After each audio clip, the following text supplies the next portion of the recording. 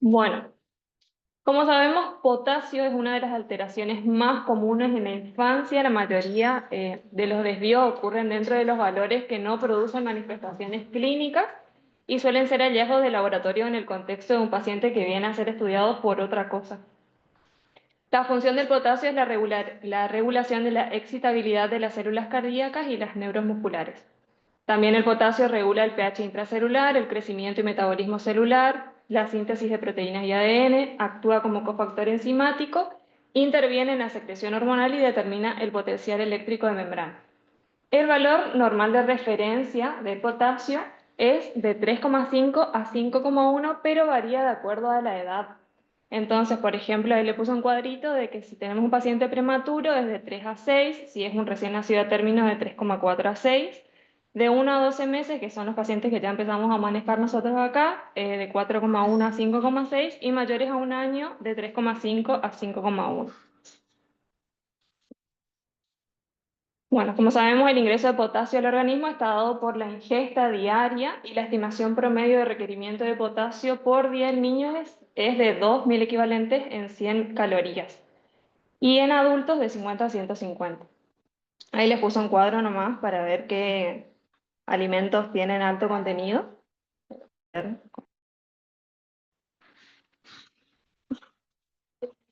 Los mecanismos de la regulación de los niveles séricos de potasio.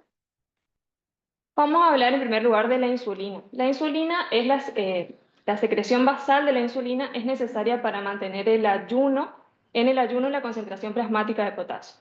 Lo que hace es estimular la captación intracelular de potasio por la bomba de sodio-potasio ATPasa, que por lo que genera un rápido ingreso de potasio desde el espacio extracelular al interior de las células, como puede ser el hígado, músculo esquelético, cerebro o adipocito.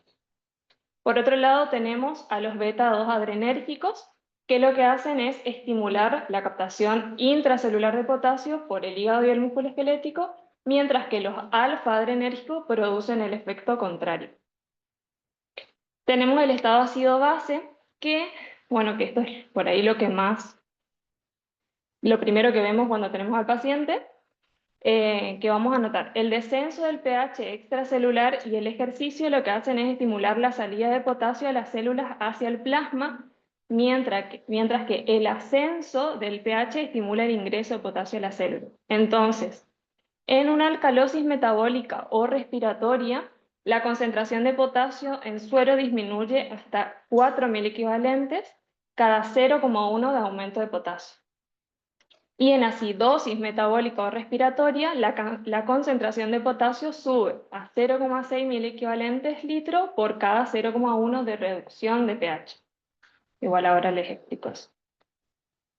Y por último tenemos la función renal, que se va a requerir una función renal normal para mantener el balance de potasio, ya que, que el 80 al 90% de potasio se excreta a través de la orina y el resto por materia fecal o glándulas salivales. Y la eliminación de urinaria de potasio es normalmente entre 30 mil equivalentes litros. Bueno, los factores que regulan el intercambio extracelular de potasio, más o menos en resumen a lo que estuve diciendo, es que los que favorecen la entrada del potasio al espacio intracelular van a ser la alcalosis metabólica, la insulina, la estimulación de beta-2 adrenérgicos y la aldosterona. Los que favorecen la salida del potasio extracelular van a ser la acidosis metabólica, la hiperosmolaridad extracelular, los agonistas alfa-adrenérgicos y la lisis celular como rhabdomiólisis, hemólisis.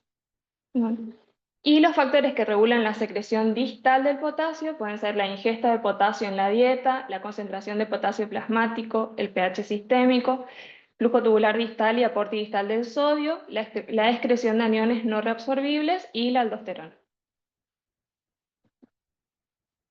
Bueno, como sabemos, el potasio puede clasificarse en hipopotasemia o hipocalemia o hiperpotasemia o hipercalemia. La hipocalemia es uno de los trastornos electrolíticos más frecuentes en los pacientes hospitalizados en un 20% y se considera hipopotasemia a un valor menor a 3,5. Las causas pueden ser la disminución del ingreso del potasio al organismo a través de los desórdenes de la conducta alimentaria y la desnutrición, o pérdidas aumentadas de potasio a través de las pérdidas enterales, como son las diarreas, los vómitos, las pérdidas renales o la hipomagnesemia. Y por último tenemos el desplazamiento del potasio al interior celular a través de la calemia en función de drogas o síndrome de realimentación. De acuerdo al valor y la gravedad, la hipopotasemia se puede clasificar en hipopotasemia leve, que generalmente es asintomática, que va de 3,1 a 3,4 miliequivalentes, la hipopotasemia moderada de 2,6 a 3, la hipopotasemia severa, generalmente sintomática ya, de 2,5 a 2,1, y por último la hipopotasemia crítica, que generalmente es sintomática, es ya menor a 2. Las manifestaciones clínicas van a variar según la severidad y la rapidez de la instalación de los síntomas. Y los síntomas pueden ser leves, como debilidad y constipación, neuromusculares, como la debilidad muscular. Pueden haber cambios en el electrocardiograma, arritmias cardíacas y renales, como la poliuria. Acá en el triángulo vemos que mayor a 3 pueden ser leve asintomática. A partir de 2 a 3, moderada severa, ya puede presentar el paciente arritmia, necrosis muscular, hipotonía o constipación. Y cuando ya es menor a 2, arritmias o parálisis muscular. Ahí puse un cuadrito nomás para especificar más los síntomas, los signos o síntomas o lo que podemos encontrar en la clínica, como decíamos, las cardíacas, que eso explico después, las neuromusculares, debilidad, astenia, calambres, parestesias, parálisis respiratoria o rhabdomiólisis, digestivas como estreñimiento, ilioparalítico, en renales, diabetes insípida nefrogénica, alcalosis metabólica, aumento de la producción renal de amoníaco, aumento de la producción renal de prostaglandinas, pérdida de cloro, y endocrinas y metabólicas como la disminución de la aldosterona, aumento de la renina y descenso de insulina e intolerancia a los hidratos de carbono. Bueno, lo importante cuando realizamos el electro al paciente es ver si no presenta una de estas alteraciones. Reducción de la amplitud de la onda T, depresión del segmento ST, aparición de ondas U vistas como pequeña deflexión positiva luego de la onda T, que se puede observar mejor en B2 y B3.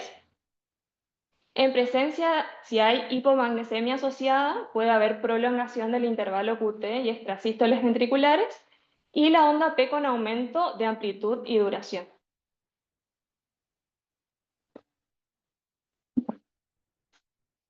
El tratamiento de la hipopotasemia depende, vamos a ver cómo y cuándo corregir. Acá es importante saber que vamos a tener una corrección lenta y una corrección rápida. La corrección lenta de potasio la hacemos a través del potasio vía oral y la corrección rápida a través de potasio endovenoso. Entonces, si presentamos una hipopotasemia leve con síntomas, el tratamiento va a ser vía oral, a 0,5 o 1 miliequivalente kilogramos dosis cada 6 a 12 horas,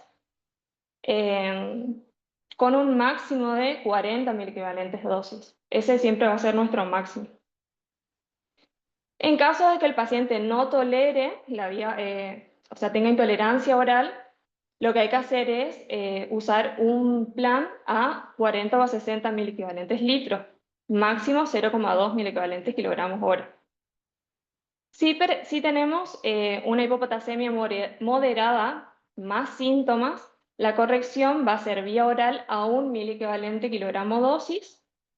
En caso de que sea una moderada más síntomas, la corrección es ya endovenosa, y ahora les explico cómo se hace la corrección endovenosa. En caso de que tengamos una hipopotasemia grave con síntomas, la corrección puede ser a través de vía oral de 1 a 3 miliequivalente kilogramos dosis o corrección endovenosa. Y en caso de que sea grave con síntomas ya crítica, la corrección va a ser endovenosa. Acá en la emergencia nosotros al potasio lo corregimos, no usamos el real, digamos. Entonces, ¿por qué explico esto? Porque en las clases que nos dan del Garrahan, ellos no corrigen el potasio y nosotros acá sí corregimos. Primero corregimos y después hacemos la corrección endovenosa rápida de potasio. Entonces, como decía había al comienzo, cuando tenemos una acidosis metabólica, que lo que hace es que cuando baja el pH, el potasio sale de la célula. Entonces, si disminuye un 0,1 de pH, aumenta un 0,6 miliequivalentes litro. Este valor vamos a tener en cuenta para hacer nuestra corrección de potasio. Entonces, por ejemplo, si tenemos un pH de 7,22 y un potasio de 3,2, vamos a hacer en primer lugar restar el pH normal, que como sabemos es de 7,35 a 7,45, lo restamos por el que nos dio el pH del laboratorio, que en este caso era el ejemplo de 7,22. Bueno, nos queda un valor de 0,13 de pH y ahí lo que hacemos es una regla de 3 simple con el valor que está acá arriba, que nos daría un valor de 0,76. Hacemos 0,13 por... Ay, voy a hacer un video. Regla de 3 simple, 0,13 por 0,6 dividido 0,1 nos da 0,76. A este valor nosotros vamos a restarle a nuestro potasio que tenemos en el laboratorio. Entonces restamos y este valor que sería 2,44 va a ser el potasio que nosotros vamos a corregir. Entonces ahí recién clasificamos en dónde estamos parados, digamos, con ese potasio. No sé si entendieron o quieren que les explique de vuelta. En caso de que tengamos una alcalosis metabólica, es al revés. Cuando el pH aumenta 0,1, lo que hace es ingresa a la célula el potasio. En este caso tenemos el valor de 0,4 miliequivalentes litro. Y bueno, acá hacemos al revés. El pH de laboratorio lo vamos a restar al pH normal. Entonces el 7,49, que era nuestro ejemplo, lo restamos a 7,45. Y bueno, regla de 3 simple de vuelta, 0,4 por 0,04 por 0,4 dividido 0,1, este valor, en vez de restarle, como hacíamos en el anterior, vamos a sumarle. Y ahí nos da un 3,16. De vuelta, clasificamos y vemos dónde estamos parados con el potasio. Sí,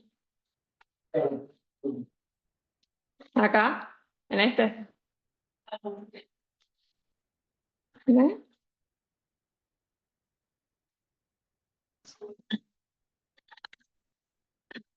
Bueno. Bueno, la corrección rápida de potasio. En primer lugar, vamos a ver si usamos el valor de 0,5 mil equivalentes kilogramos en 1 hora o si usamos 1.000 equivalente kilogramos en 2 horas. Eso depende del peso del paciente o por ahí también siempre preguntamos, en la emergencia siempre preguntamos, ¿quiere que le tomemos droga 0,5 o a 1? Sí. Porque si no nos pasa la cantidad máxima, ¿no?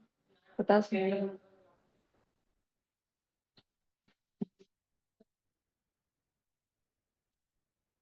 Que nos pase el valor normal, digamos. Espera.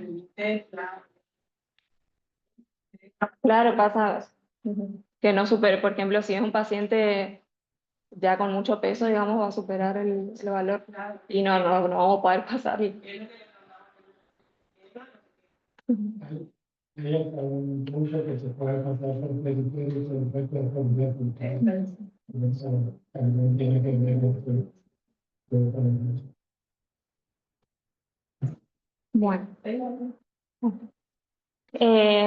Bueno, una vez que decidimos o vemos qué valor vamos a usar, multiplicamos por el peso. Entonces, por ejemplo, si tenemos un paciente de, no sé, 14 kilos, vamos a hacer 0,5 por peso o 1 por peso. Hay que sacar la cantidad de solución fisiológica. Entonces, nosotros sabemos que en 60 mil equivalentes hay 1000 mililitros de solución fisiológica.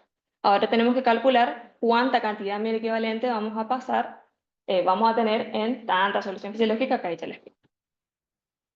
Siempre, por ejemplo, una vez que no sé, llega un paciente deshidratado, nosotros le sacamos un medio interno, miramos siempre a ver cómo está su pH, el bicarbonato, el exceso de base y nuestro potasio.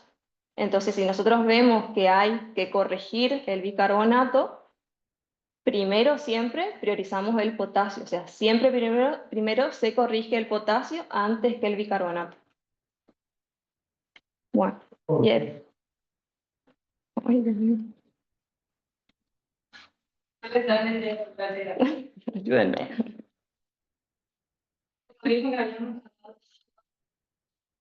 potasio corregido, el potasio que ingresaría, esta diferencia ingresaría a la célula luego de estabilizar el pH del medio. Entonces, si nosotros no volvemos al potasio deseado, vamos a irnos para abajo. Vamos a hacer una hipopotasemia más pronunciada. Sí, No es tanto potasio, es potasio. por ahí está todavía sintomático que el paciente va a corregir el pH, entra el potasio a la fórmula y ahí el paciente empieza a hacer terrible porque no corresponde el potasio. Como para entender un poco mejor cómo hacer, cómo sacar la cantidad de mililitros de solución fisiológica, puse un ejemplo de un paciente de 2 años con 14 kilogramos que presenta diarrea hace 48 horas. Se realiza un laboratorio de sangre que informa un pH de 7,16, un bicarbonato de 12, un exceso de base de -9 y un potasio de 3,6. Primero lo que hacemos entonces es sacar el potasio corregido, donde no le puse, no calculé, pero dio 2,4. Y bueno, y ahí el cálculo vamos a hacerlo, vamos a elegir el valor de 1, ¿sí? Entonces, 1 por el peso nos da 14.000 equivalentes. Entonces, si sabemos que en 60.000 equivalentes litros hay 1000 mililitros de solución fisiológica, ¿cuánto vamos a tener en 14.000 equivalentes? Otra vez, regla de 3 simple, 14 por 1000 dividido 60, que nos da un valor de 233. ¿Y cómo vamos a indicar en el chasis de enfermería? Es como está acá abajo.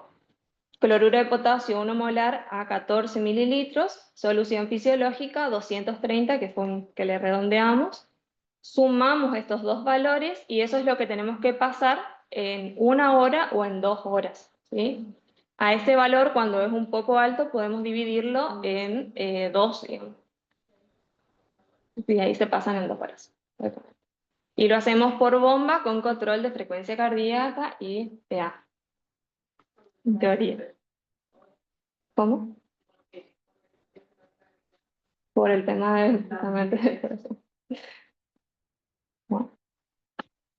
La corrección lenta de potasio, el valor es de 2 a 5 miliequivalentes kilogramos día. Generalmente se ocupa 3 miliequivalentes. No hay que exceder los 40 miliequivalentes dosis y se puede administrar durante o después de las comidas. Nosotros por ahí lo que hacemos, que generalmente esto se ve más en clínica, es ponerle en las leches. Bueno, ahí se usa el peso, la fórmula peso por 3 miliequivalentes dividido la cantidad de tomas. Por ejemplo, si tenemos un paciente de 8 kilos con un potasio corregido de 3,1, que sería una hipocalemia leve, asintomático, y toma la leche 8 veces al día. Lo que hacemos es 8 por 3 dividido 8, que nos da un 3 miliequivalentes. Entonces en el chasis vamos a indicar cloruro de potasio, 1 molar, pasar o dar 3 mililitros vía oral cada 3 horas con las leches. Ahí. 15 a la presión. ¿Cómodo? No, Cloruro de potasio 3 molar en una ampolla, 5 mililitros, tiene 15 miliequivalentes. ¿Y relación 1 a 1 no le hacemos?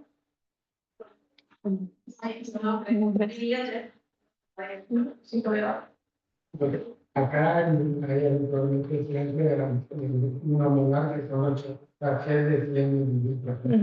Pero también podéis encontrar en el pollo que son 3 molar. Entonces a veces siempre hay que identificar bien con qué potasio uno está trabajando para saber cuándo indica, sobre todo porque por ahí los papás todos son del interior, van al hospital del interior, pero si Ya, bueno. la consulta, le terminan dando 3 veces más de lo que corresponde, pero por el doble de interpretación.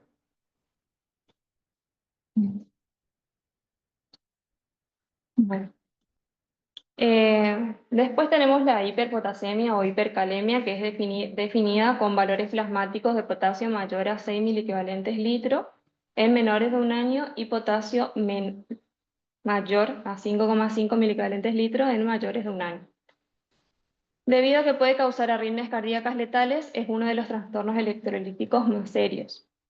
Las causas de la hiperpotasemia pueden ser la pseudohiperpotasemia, como el suero hemolizado, la trombocitosis, la leucocitosis, la disminución de la excreción de orina de potasio a través de por la insuficiencia renal, disminución del volumen circulante efectivo, hipoaldosteronismo, los fármacos como los IECO, los betabloqueantes, la espironolactona, la heparina.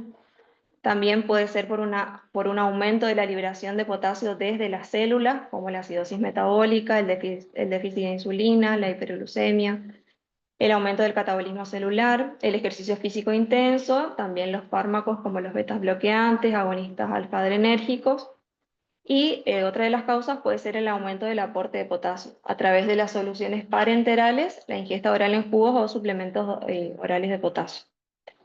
De acuerdo al valor y la gravedad, se pueden clasificar en hiperpotasemia leve, generalmente asintomática, de 5,5 a 6,5 miliequivalentes litros, la hiperpotasemia moderada, de 5,6 a 7, y la hiperpotasemia severa, generalmente sintomática, mayor a 7 miliequivalentes litros.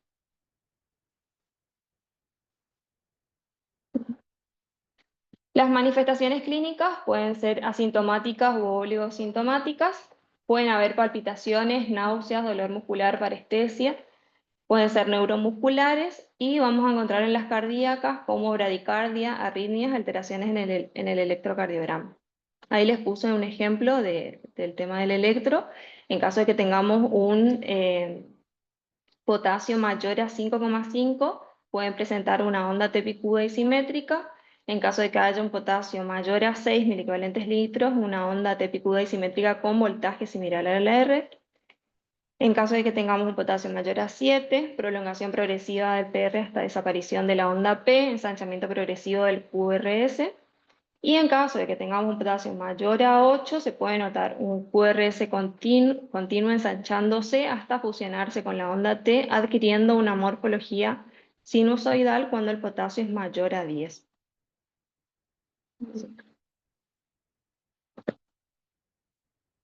Bueno.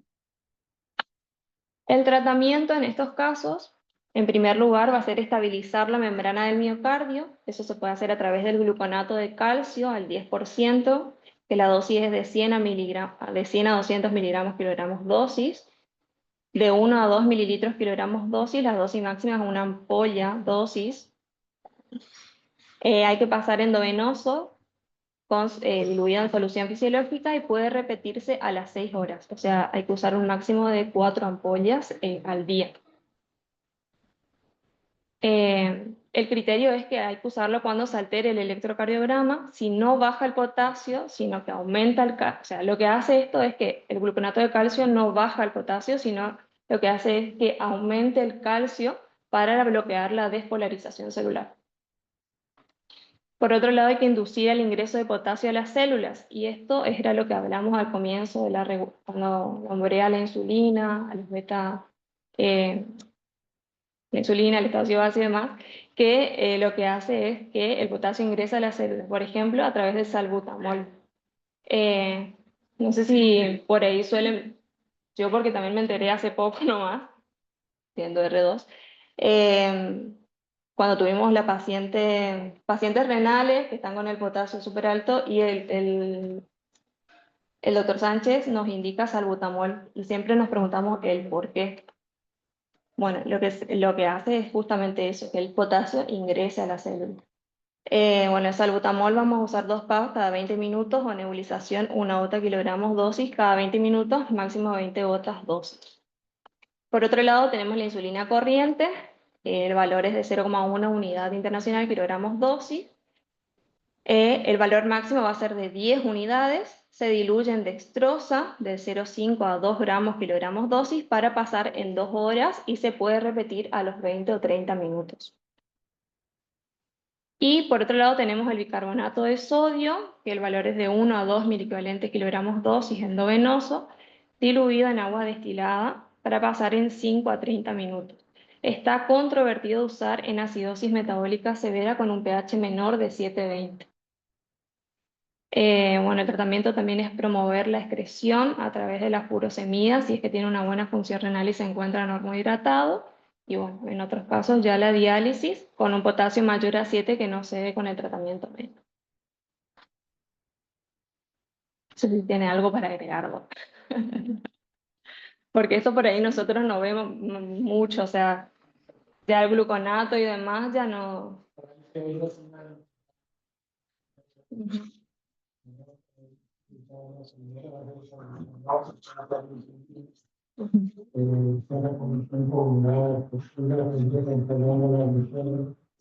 Yo por ahí usé los valores de referencia del Garrahan, porque fue con lo que me guié, pero no sé, no sabría acá los valores que están utilizando, por ahí varían.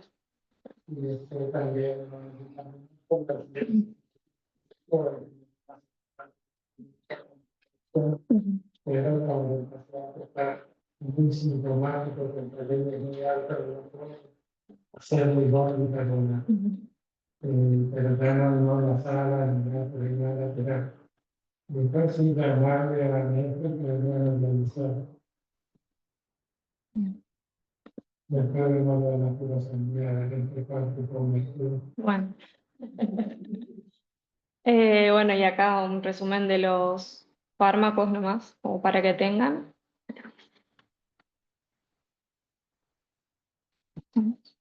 Siempre cuando los valores de frecuencia con el normal, siempre es complejo y normal. Esos valores de frecuencia que viven yo, no de 5,5, no de 3, siempre es posible ser el pH, siempre hay que calcular con el pH ingresado. Siempre, si las alteraciones, la hipercalemia puede dar suprarrenal del ETP o una tesitura, que es la que uno ve en época de severa o contrario, la mitad del modelo o una versión de la onda arriba, que una cuestión que uno ve ahí en el monitor y viene con él.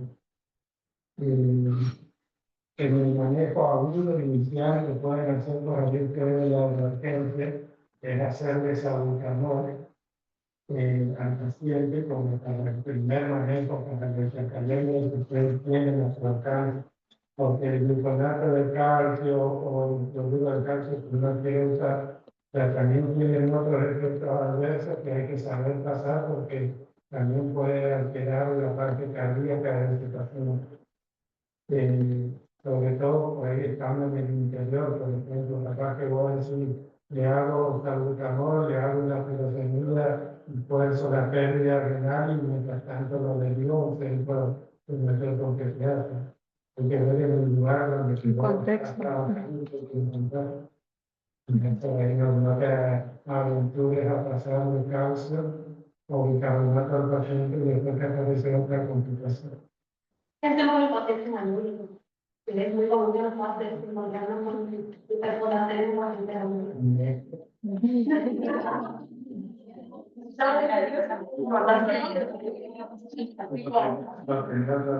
Si pesa más de 15 kilos, que no se de hemodiálisis, si pesa menos de 15 kilos, de diálisis peritoneal, porque hemodiafiltración la carne. No tenés mucha, le vas a hacer salbutamol, le podés hacer calcio, le podés hacer bicarbonato, pero como para sostener o sacarle ahí de la crisis, pero en general manejo después en el paciente anúrico, es metodología, la única forma de eliminar el potasio.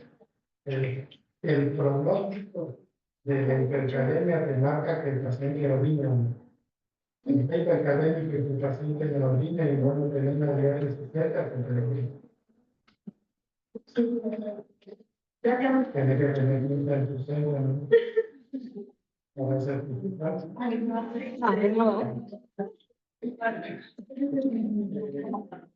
El ritmo de difusión, por ejemplo, así como calcular, pero siempre por periférica, muchas veces se intenta que no sea mayor a 40 miliequivalentes por litro por vía periférica. Para 70 miliequivalentes por litro ya es por un catéter implantado, una vía central, porque si no produce mucha clemitis.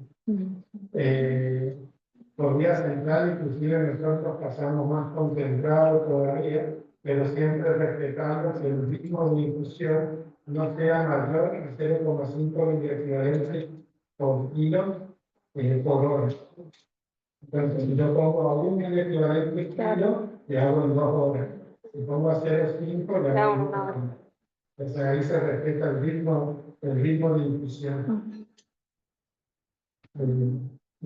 Por periférica siempre es más difícil. ¿Usted dijo a 40, dijo que el valor? 40 por litro para vía periférica. Nosotros en la terapia te va a pasar que por ahí calculamos a 1 por kilo, lo hacemos más rápido.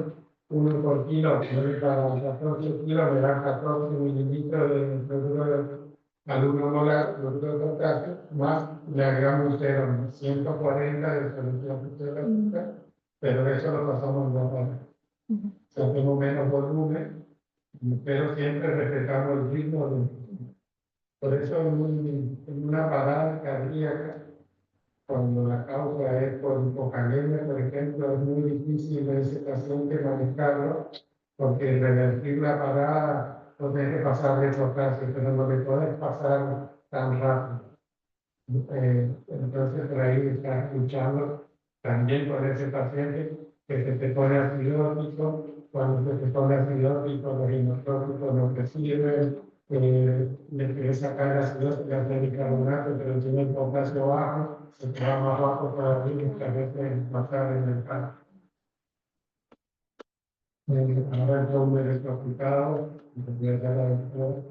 ellos, los electrocutados suelen tener a ese abril hipercalemia, en esos pacientes donde se también difícil de nombrar